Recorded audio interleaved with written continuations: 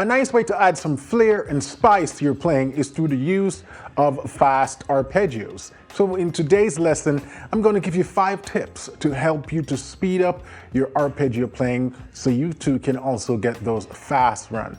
So stick around.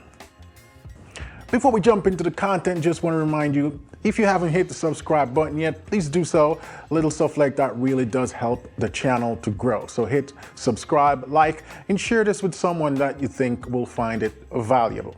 All right, so today we're going to talk about fast arpeggios and how you can begin to start to improve your speed with arpeggio playing. Now, the most important thing, tip number 1, is hand position. Before you can begin to play your arpeggios fast, you need to make sure you have the proper hand position. Let's start with a C arpeggio.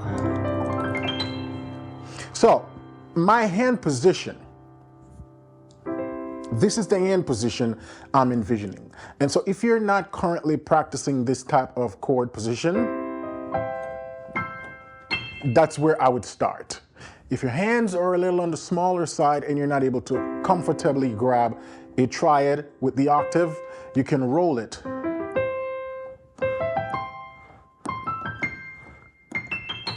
And this is actually a pretty good exercise, even for folks with bigger hands who can comfortably grab that.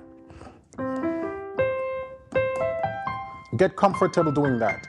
Now notice when I am moving my hand, I am not moving linear. Linear is when we just sort of do that. I'm moving with a slight arch. A slight arch, right? So I'm lifting and I'm moving with a slight arch.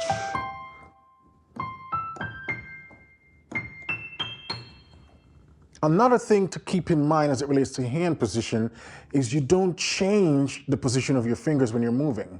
Think of it like a grip.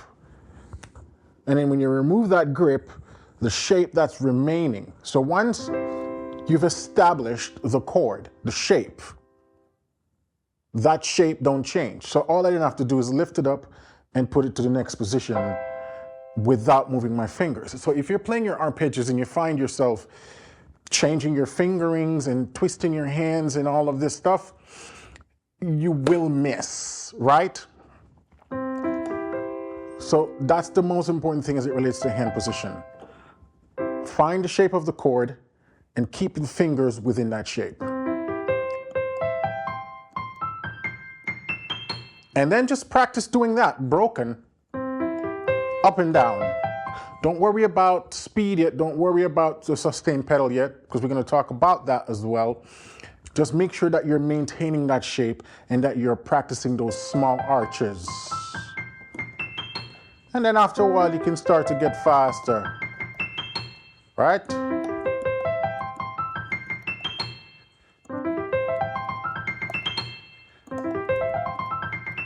Now, it's also important to note that as you start to get a little faster, you have to minimize your movements. So when I'm practicing slow, you might see me exaggerating the movements and lifting my hands, right? Just to make sure that my body really feels what's happening.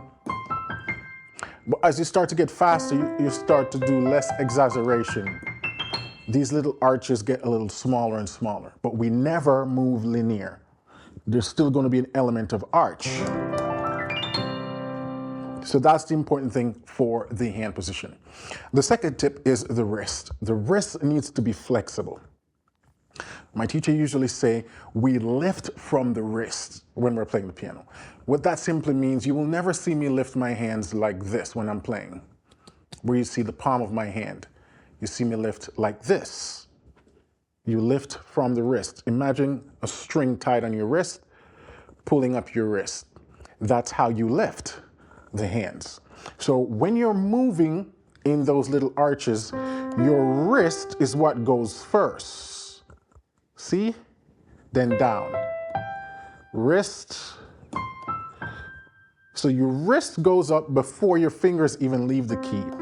Now I'm talking in terms of slow motion, right? Because when you see me playing this fast, you can't really see what I'm doing. But I'm showing you what's happening in the slow motion phase, even though it's happening quickly and at a small level, but I'm exaggerating things now for you to see how it goes. But my wrist is what's moving my hands, not my fingers. So you don't play You don't ever do that, right? The wrist goes first. So you're gonna see my wrist doing this. And again, for practice purposes, if you want, you can sort of exaggerate those movements, but after a while, you want to take out the exaggeration and bring it back to where it's just the natural movement of the wrist. Now I'm keeping my elbows and my shoulders steady. Not stiff, because you don't want it rigid. You still need some level of fluidity in the wrist and the elbows, but you don't want too much movement unnecessarily, because that will interrupt the accuracy. See, when I play the arpeggio, see how clean that sounds? I'm making sure this is not getting in the way, right? And I'm not doing any unnecessary movement. Lift from the wrist. So that's what we call the flexible wrist. Tip number 3, and we talk about this one, is small arches. It's very important that in everything you do on the piano, you move in arches. We never move linear. I know the piano is a linear instrument, right? But to move accurately, where we don't miss notes, we have to move in arches. Another thing my teacher used to say, we measure movements on the piano in arches. So that's why if you see me doing stuff like that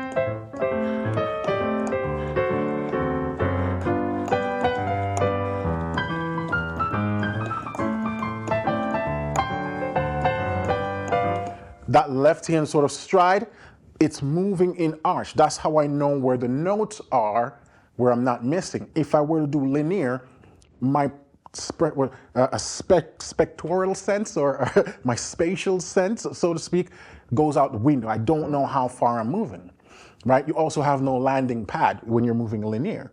So, small arches. This goes for everything you do on the piano. If you find that you're missing notes a lot when you move, check to see if you're moving in arches or if you're moving linear. All right, so that tip number 3 is to make sure you're moving in small arches. Tip number 4, we also talked about this, is keeping that elbow loose but not too loose. And by extension, we're going to throw the shoulders in there as well. A few years ago, as a student pianist, actually many years ago, as a student pianist, I developed a muscle spasm in, I believe it was either my left or right shoulder. I don't remember which one. This was over 10 years, 15 years ago. And a muscle spasm is where it's like the muscle tightens up and just don't want to be relaxed.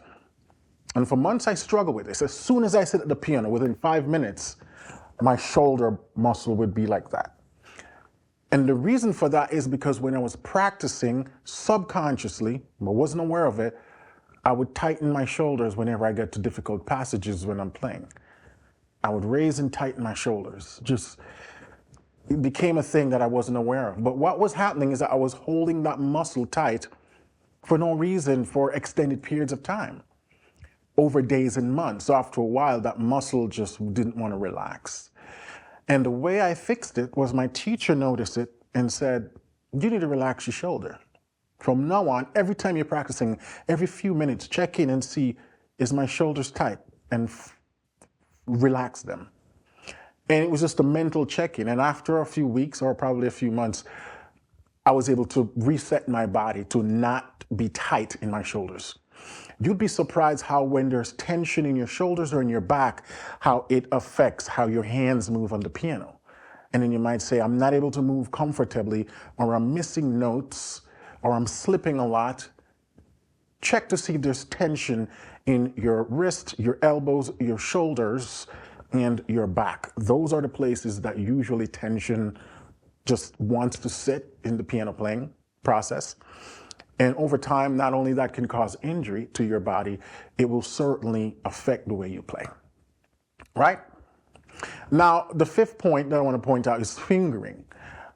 When you're playing different arpeggios, different keys, different chords, different inversions, the fingering may change. And so it's important to know what fingering works. And now for root position chords, the 1, 2, and 3 works nicely for me. You can also do it with 1, 3, and 4, but I find for me this is a lot more accurate. Second inversion, I use 1, 2, 4. And when I'm playing on black keys, I only run arpeggios in first inversion, right? So,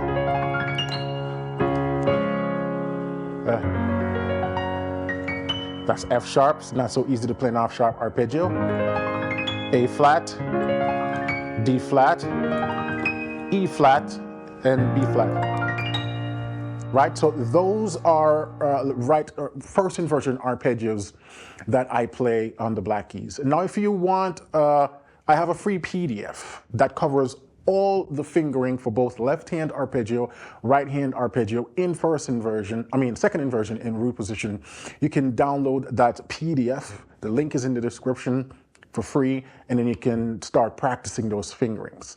Because a big part of being able to run arpeggios is getting comfortable with that fingering, getting comfortable with the movement of arpeggio first, slowly, then we can start to speed it up. Right? Now, a bonus tip I want to leave with you is the double-handed arpeggio. So you might see me do stuff like this sometimes, right?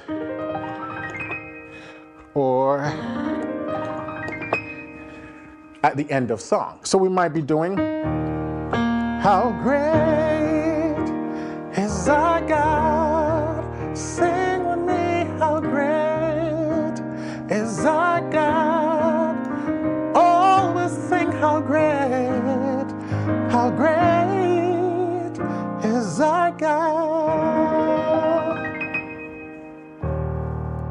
So it's that double-handed arpeggio. How do I do that? Now, that arpeggio is a little bit different than the standard one-hand arpeggio in the sense that you're crossing over. So what I generally do is, for this one, I might be doing a E flat 6, right? Or a D sharp 6. And this is, look how I'm playing it. So it's that, but I'm playing the root with that left hand. So I hit this first note, and then I come back and I hit this note. Then I come back and I hit this note.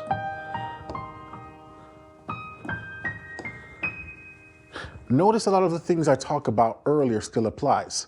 Even my left hand, I'm still lifting from the wrist and I'm moving over and I'm playing.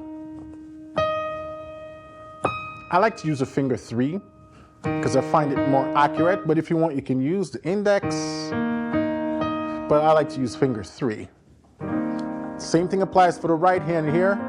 It's just an arpeggio as the others. And then when we combine it with the other hand, now let's talk about another secret element that we haven't talked about before, and that's the sustain pedal.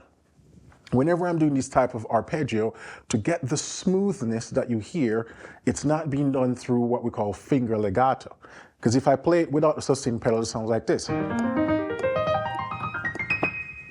Right? Kind of choppy and rigid, but with that sustain pedal adds the sheen. You just step down on the pedal, keep it down. And then if you want, you can accent this crossover finger, so then you have it.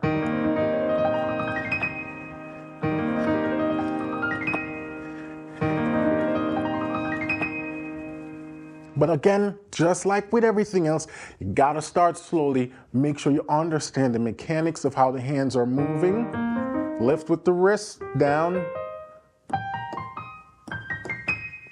Now with the double-handed arpeggio, you can introduce any notes in the chord. So right now I'm just doing a major 6, but what if I wanted to be sort of a major 6-9 or something? You can, same thing, right?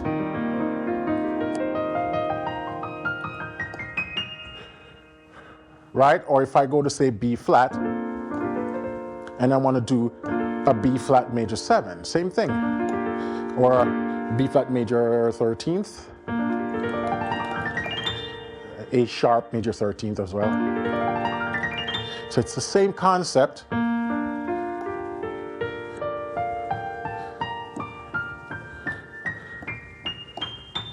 One more time, start from down here.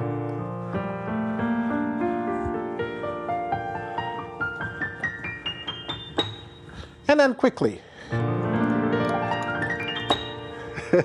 So that's the double-handed arpeggio, and you can practice it on various keys.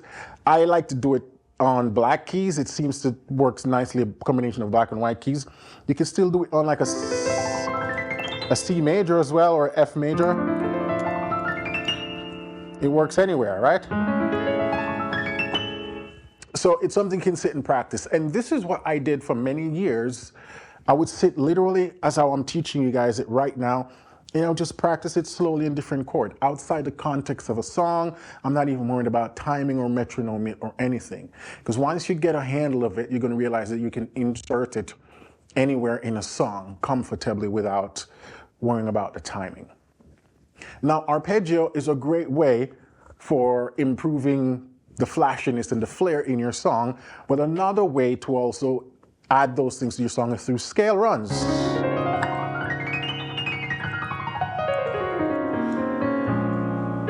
Right?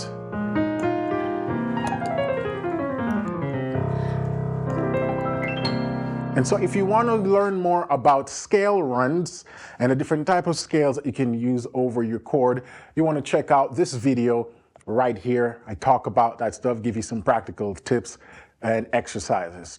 All right? So until then, keep listening, keep singing, keep practicing. Remember to hit that subscribe button, the like button, and share this video with a friend that you believe will find it helpful. Until then, talk soon.